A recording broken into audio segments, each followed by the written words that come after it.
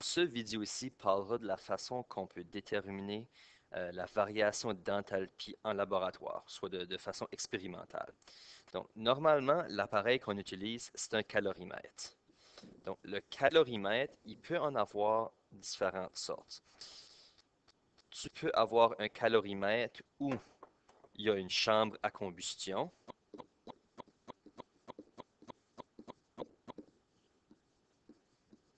Et puis, tu peux en avoir d'autres, comme celui que nous, on a utilisé, où il n'y a pas nécessairement une chambre à combustion, mais il y a un petit réservoir où tu places des liquides pour qu'ils réagissent. Le calorimètre à chambre de combustion, normalement, à l'extérieur de la chambre de combustion, on a de l'eau. Donc, dans ce cas ici, toute l'énergie ou bien la chaleur qui est émise par la combustion va aller directement dans l'eau. Et puis, on devrait avoir un beau petit thermomètre ici pour mesurer la variation de température. Par contre, le calorimètre que nous, on a utilisé, c'est un peu différent. Fait qu'on a notre thermomètre. Par contre, le thermomètre se retrouve à l'intérieur de notre mélange. Donc, ici, quand on utilise le deuxième type de calorimètre, il y a certaines choses qu'il faut prendre en considération. Donc, premièrement, souvent, les solutions à l'intérieur seront sous forme aqueuse. Donc, étant donné qu'ils sont aqueuses, ils sont mélangés à l'eau. Parce que comme ça va être le même principe comme le premier calorimètre. Toute l'énergie libérée sera captée par l'eau. Et puis toute l'énergie, si la réaction a besoin de l'énergie sortira de l'eau. Donc, si on a cette réaction ici, ça me donne du sel puis de l'eau. Donc, l'eau ne participe pas à la réaction. Ça fait que on peut négliger certaines choses et prendre certaines autres choses pour acquis. Donc, si on utilise le deuxième type de calorimètre, la première chose qu'on doit prendre pour acquis, c'est la chaleur massique. Donc, la chaleur massique de l'eau, c'est 1 joule par gramme fois degré Celsius. Donc, pour chaque joule que je fournis, je vais réussir à augmenter 1 gramme d'eau de 1 degré Celsius. Donc ça, c'est une valeur très importante parce que, comme on va voir tantôt, on a besoin dans notre formule. Et puis, une deuxième chose qu'on peut prendre en considération, c'est la masse volumique.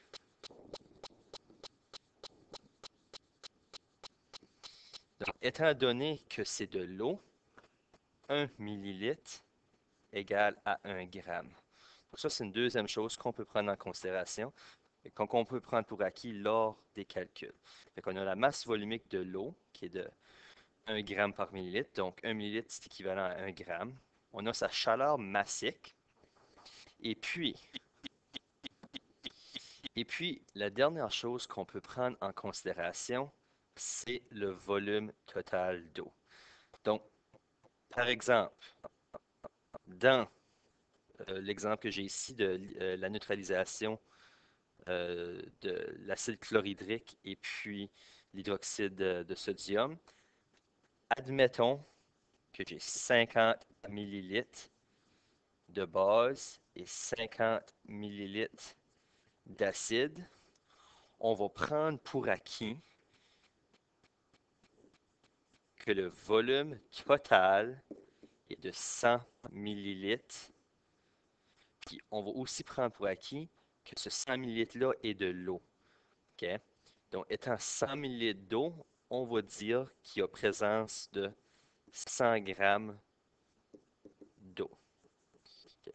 Une des raisons étant que le volume ne va pas varier énormément en présence de NaOH ou HCl.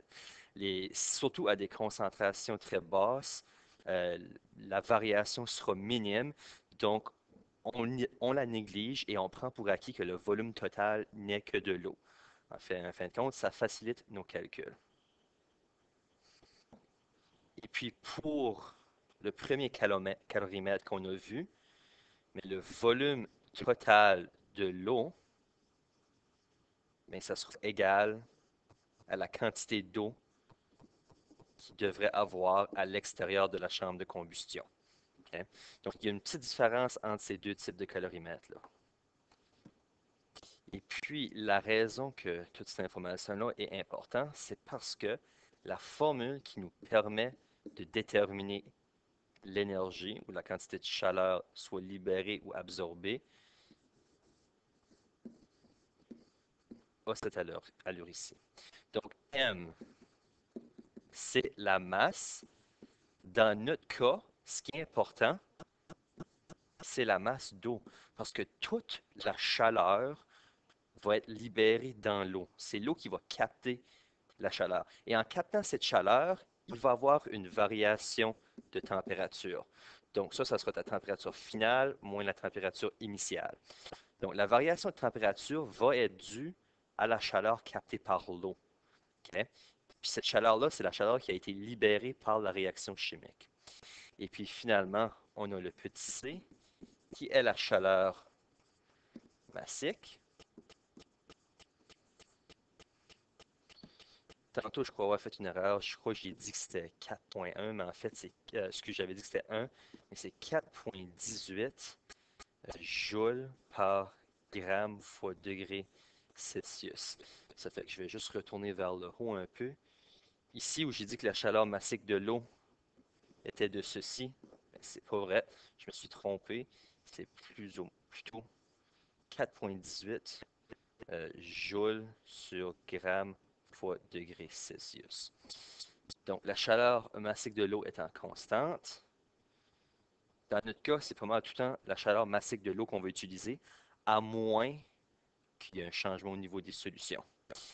Et puis, avec la masse d'eau, la variation de température et puis la chaleur massique de l'eau qui est constante, on peut déterminer Q qui est l'énergie qui a été soit captée ou libérée par ma réaction. Maintenant, le prochain vidéo nous démontrera un exemple qui nous permet d'utiliser cette formule ici afin de déterminer la variation d'énergie dans une vraie réaction.